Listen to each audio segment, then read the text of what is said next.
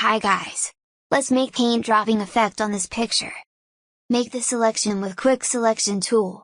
You can use Lasso tool and redefine edge to smooth the selection. Use this PNG image to create paint dropping effect. Control-click on it to make the selection. And use it to delete the pattern on the main image. Apply solid color adjustment layer and change normal to overlay.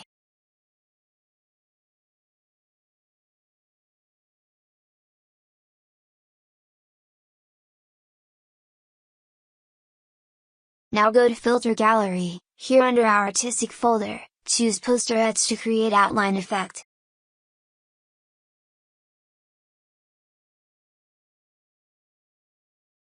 Apply shadows to make it more attractive. That's it guys! Stay tuned for more attractive designs like this. Thanks for watching!